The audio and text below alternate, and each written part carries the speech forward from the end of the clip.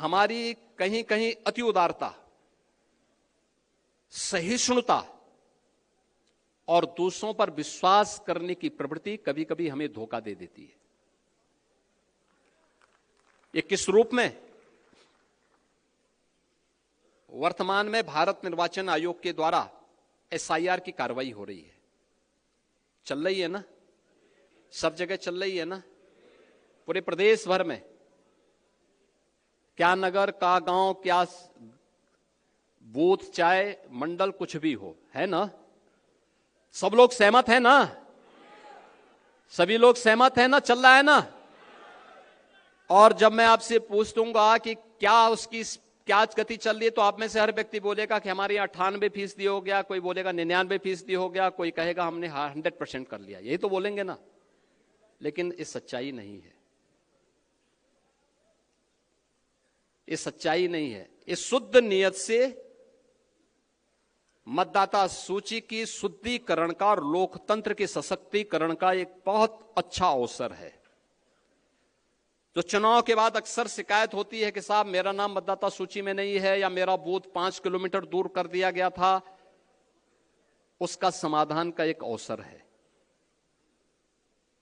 और वो अवसर इसलिए मैं कह रहा हूं, उत्तर प्रदेश की आबादी है 25 करोड़। कितनी है? 25 करोड़। 25 करोड़ की आबादी में मतदाता सूची में नाम होने चाहिए कुल 64%।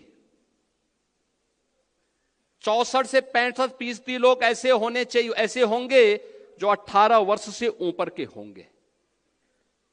18 वर्ष से ऊपर का हर वयस्क मतदाता जो उत्तर प्रदेश का निवासी है, वह मतदाता सूची में नाम उसका होना चाहिए। होना चाहिए कि नहीं होना चाहिए?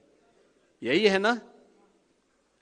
अब 18 वर्ष से ऊपर का मतदाता सूची में नाम होना चाहिए, तो यह संख्या होनी चाहिए 16 करोड़। और मतदाता सूची में एसआईआर के बाद जो मतदाता सूची में नाम आए हैं, वो कितने आए हैं? 12 करोड़।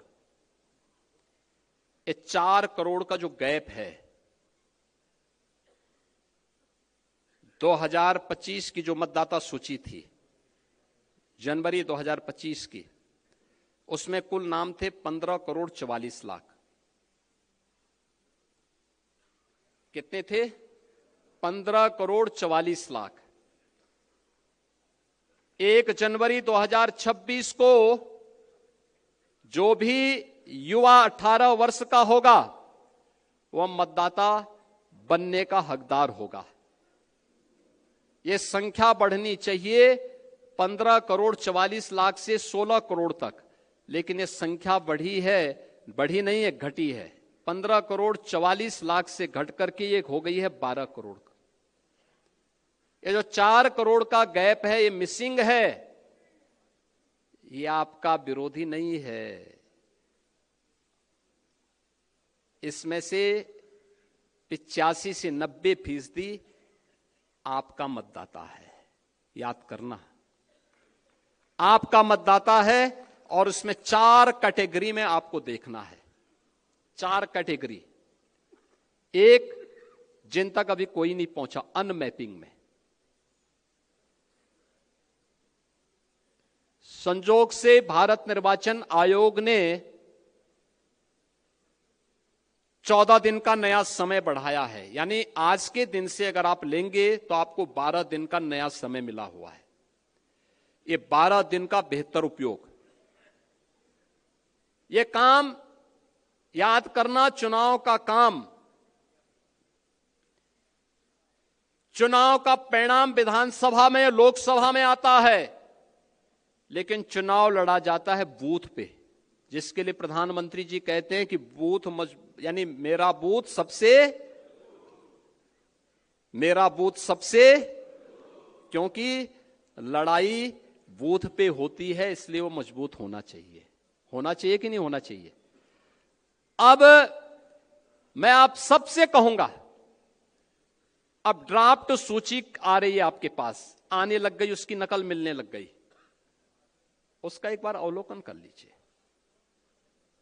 और ये बूथ पर वो कोई भी पदाधिकारी, राष्ट्रीय पदाधिकारी हो, प्रदेश का हो, क्षेत्र का हो, जिले का हो, मंडल का हो, शक्ति केंद्र का हो, ये सभी लोग अपने बूथ की मतदाता सूची को एक साथ मिलकर के अवलोकन करें। एक बूथ पे बहुत होंगे 250 से लेकर 250 तक घर होंगे। आसानी से वहां का कार्यकर्ता ये देख सकता है कि कौन छूटा है, कौन फर्जी है, कौन मृतक है, कौन शिफ्टेड है और कौन यहां से जा चुका है।